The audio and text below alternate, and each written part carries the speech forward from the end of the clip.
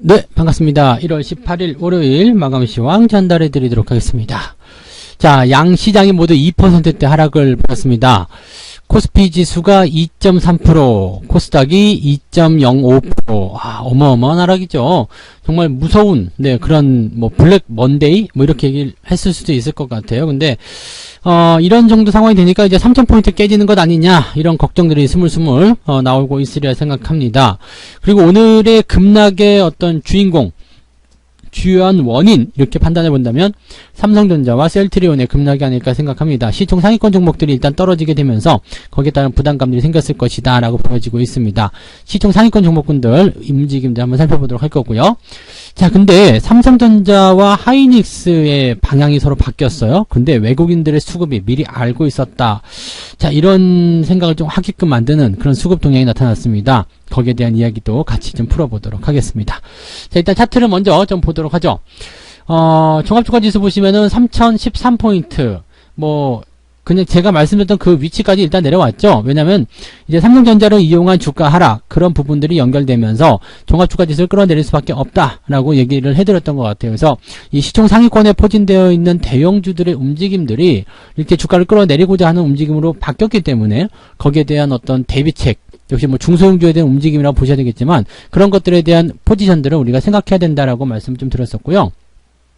오늘 시장 자체가 2% 이상 하락했기 때문에 대체적으로 종목들은 평균 수치로 본다라면 5%대 정도 마이너스가 좀 나오는 것이 정상이죠. 그래서 그 정도까지의 범위는 일단 괜찮다 보시면 되겠고요. 7%, 8% 이렇게 막 크게 밀렸다라든지 이런 부분들은 좋지 않을 겁니다. 근데 그것보다 수치가 훨씬 작은 수치들 있죠. 1%대, 아니면 2%대, 많게 가면 한 3% 정도까지는, 주가의 변동성이 좀 있어도요. 그런 것들은 그냥 무시하셔도 됩니다. 시장보다 괜찮네, 라고 생각하셔도 될 만한 그런 포인트이기 때문에, 그 정도 포인트는 크게 걱정하지 않으셔도 되겠습니다. 자, 한 가지 특징적인 부분들은요. 그렇게 깨질 수 없을 것 같이 보이던 과매수의 지표가 60까지 떨어집니다. 즉, 내일 한 번 더, 만약에 3,000포인트를 깨고 내려가는 그런 형태의 모습으로, 한 1% 정도 변동을 한 번만 더 보여준다라면, 과매수에서 이제 과매도로 전환되는 그런 형태의 모습이 나올 수도 있겠죠. 그러니까, 지금 사실은 여기서 이제부터 올라가도 상관이 없을 것 같기는 해요. 그런데 이미 조정을 좀 받기 시작한 모습이었고요. 삼성전자에 대한 부분이 일단은 단기적 반등으로 연결될 것이다. 이 부분이 조금 불확실하잖아요. 그렇기 때문에 그런 내용을 살펴본다라면, 이 과매수 국면을 아주 확실하게 좀 찍어 누른 이후에 반등이 나오지 않겠느냐 이렇게 보실 수도 있을 것 같습니다. 삼성전자가 오늘 이재용 부회장의 그 법정 구속 이야기가 전해지면서 주가가 크게 하락하는 모습이 좀 나타났었죠. 자, 삼성전자도 지금 보면은 과매수에서 이 국면을 해소하는 그런 형태로 갔고요. 현재 시점에서는 이제 과매도까지는 아닙니다만 조정에 대한 양상이 계속 진행이 된다라면 50 밑에 포인트까지도 갈 수가 있겠죠. 그러면 삼성전자의 주가 흐름은 일단은 제가 82,000원 정도까지 예상을 좀 해드리긴 했는데 그 구간이 이제 8만원대까지 확장이 된다라면 변동폭에 대한 수준들은 훨씬 더 커질 수 있는 상황이 될 수가 있습니다. 고점에 매수하신 분들은 굉장히 좀 힘든 그런 구간을 지나쳐야 되지 않을까 생각이 좀 들고 있고요.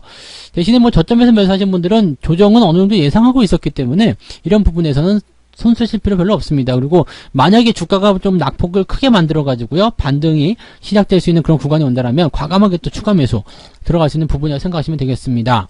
자, 이 내용을 우리가 좀 살펴볼 건데 지금 삼성전자 쪽의 수급 동향을 좀 먼저 살펴보실 필요가 있어요. 그동안에 이제 매매가 어떻게 진행이 되었나 그 부분인데 지금 외국인들이 매도를 계속해서 했단 말이에요. 이게 지금 보시면, 상황적인 부분을 보면 이제 12월달 들어서면서 계속적인 매도가 나타났었다라는 것이 이제 확인이 되고 있습니다. 그러니까 이런 모양새들, 12월 들어서면서 왜 계속 팔았을까? 한 달 넘게 왜 계속 팔았을까? 지금 매수한 게 얼마 보이지 않죠?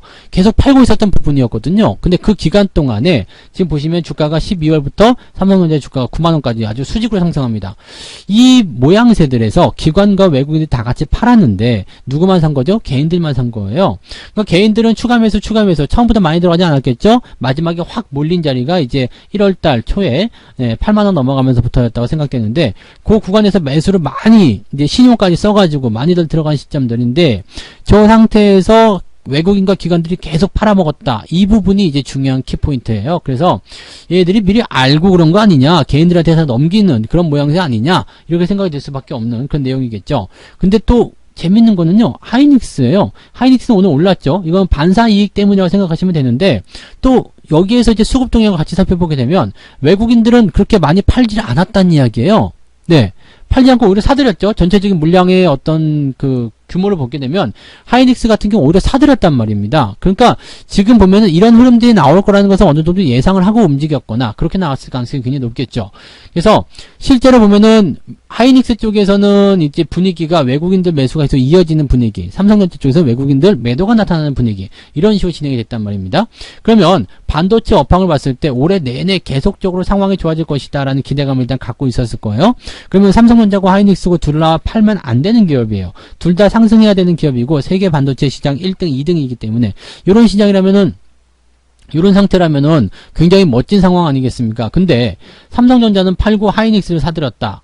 삼성전자에 이런 안 좋은 소식이 전해질 것이다라는 것을 이미 알고 있었다라고 밖에 해석이 될 수밖에 없는 내용이죠. 그리고 삼성전자에 대한 부분들이 개인들 쪽으로 계속 푸시업을 해주는 거죠. 삼성전자가 가격대가 지금 하이닉스보다는 싸잖아요. 그러니까 개인들이 접근하기에는 하이닉스보다 삼성전자가 더 나았겠다, 이렇게 생각이 됐을 수도 있겠죠. 그러니까 작업을 그렇게 들어가지 않았을까, 이런 판단을 좀 해봅니다.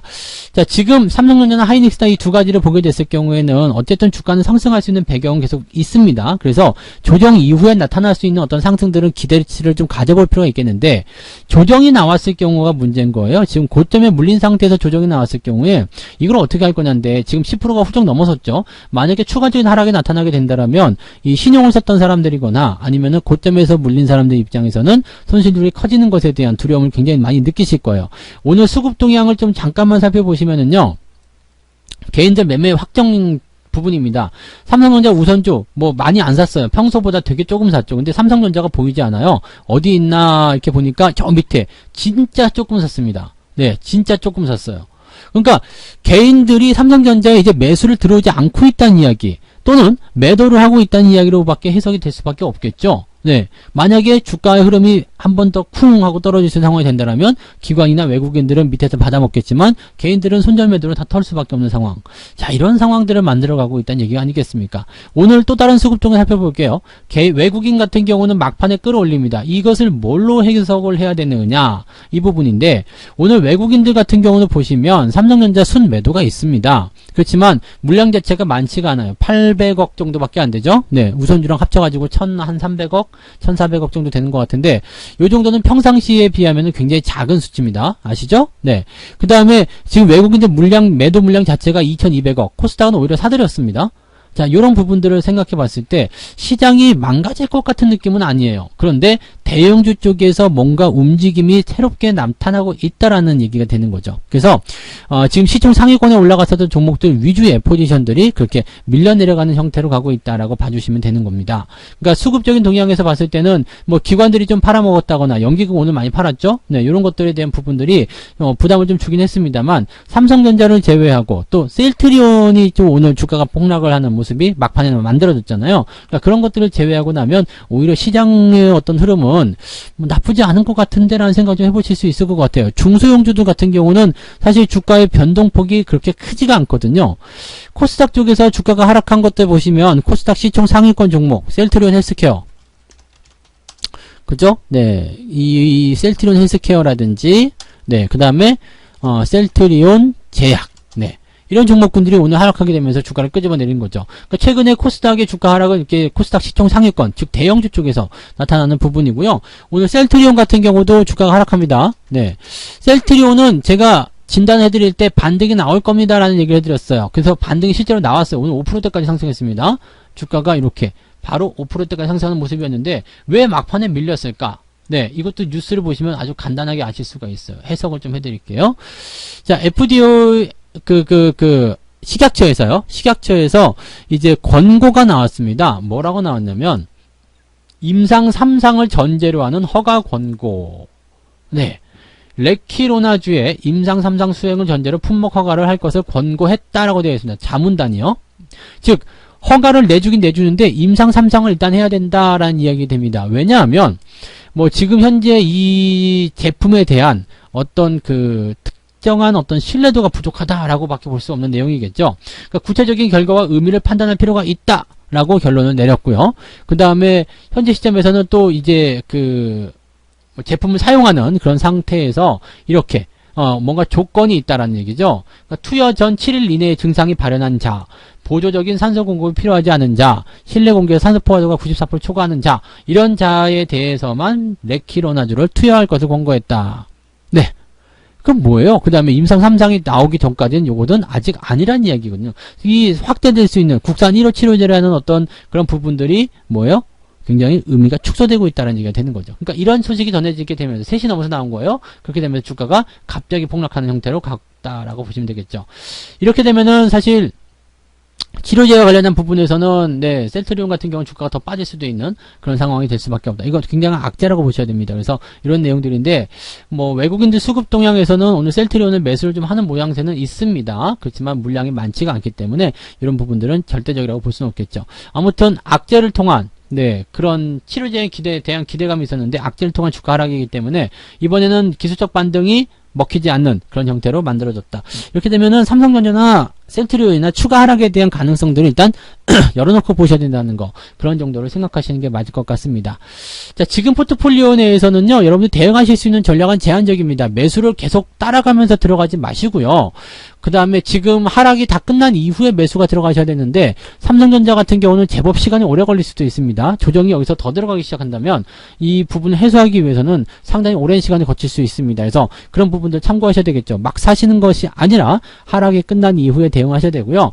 오늘 보시면은 이제 중소형 종목군들이 반짝반짝 움직이거나 오히려 상승한 종목들도 많이 있어요. 고용 같은 경우도 중소형주라 볼 수는 없겠지만 대형주긴 한데 시총이 작잖아요. 그러다 보니까 오늘 또 신고가 나가면서 계속 상승 흐름 나타나는 모습들.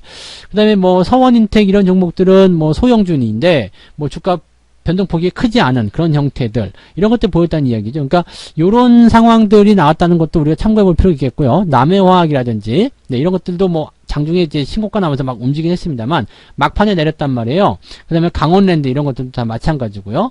그 다음에 월급 종목 보여드렸던 그 한국선제라든지 코위버 이런 종목들도 장중에는 굉장히 좋은 흐름 보였었는데 장 막판에 보합수준 마무리가 된 그런 모습이었죠. 그러니까 지금 보시면 중소형주나 약간 중형에서 대형으로 올라가 있는 그런 종목군들, 아주 덩치가 크지 않은 종목군들은 그나마 잘 버틴다는 이야기예요. 여기다가 현대 위아 같은 경우는 또 강하게 치고 넘어가는 모습이 나타나죠. 오늘 9만원 넘어가는 상황을 만들었기도 했고요. 그러니까 이런 포인트들이 일단 만들어진다는 이야기입니다. 그리고 상승을 크게 한 종목 중에서 그 수산중공업 같은 경우는 또 오늘 신고가가 나왔는데, 이렇게 데드가 나오게 되면 조정이 한참 길어져요. 상승을 많이 한 이후에 데드가 나오면 이 데드가 해소되는 시점까지 기다렸다가 매매 대응을 하셔야 된다는 것을 잊으시면 안 되겠습니다. 그러한 부분들이 오늘 시장을 전체적으로 덮고 있기 때문에 거기에 대한 부담감들만 조금 생각하시면 되지 않을까 보여집니다. 지금은 대형주 쪽 공략이 아니라 중소형주에 약간 숨어 있어야 되는 그런 형태의 모습이다. 그런 포트폴리오의 관리를 하셔야 된다. 이렇게 말씀드릴 수 있으니까 그런 부분들 절대 잊지 마시고요. 아직은 조금 피해 있다가요. 또 흐름이 바뀔 겁니다. 그 흐름이 바뀔 때 잘 편성하셔서 포트폴리오를 다시 정상으로 이끌어 나가시면 되겠습니다. 지금은 조정 국면이기 때문에 어떻게 해요? 최소한 피해를 축소시키고, 또 지금 시점에서 피해를 가장 크게 받을 수 있는 대형주, 그 주변 종목들은 조심하시고 중소형주 위주의 대응들을 하시는 것이 유리하다는 것을 다시 한번 강조드리겠습니다. 여러분들 오늘도 편안한 포트폴리오, 조금 어려우셨을 수도 있겠는데요. 제대로만 잘 만들어 놓으면 겁먹지 않아도 됩니다. 겁내지 않아도 됩니다. 괜찮은 시장이니까 느긋하게 시장 바라보시기 바라고요. 자, 좀 더 자세한 이야기는 오늘 저녁 21시에 유튜브에서만 진행됩니다. 유튜브에서만 9시에 또 시장 이야기들 이야기 해드릴 테니까 그런 부분들 또 오셔서 들으시고 또 시장에 대해서 어느 정도 대응 전략을 좀 구축해 나가시면 좋겠습니다. 오늘 저녁 9시입니다. 잊어먹지 마시고요. 유튜브에 꼭 오셔서 방송 들어주시면 감사하겠습니다. 자, 오늘 여기까지 할게요. 오늘도 고생 많으셨고요. 이따가 저녁에 뵙겠습니다. 고맙습니다. 본 방송에서 제공되는 모든 정보는 투자 판단의 참고 자료이며 투자의 최종 책임은 본 방송을 이용하는 본인에게 있습니다.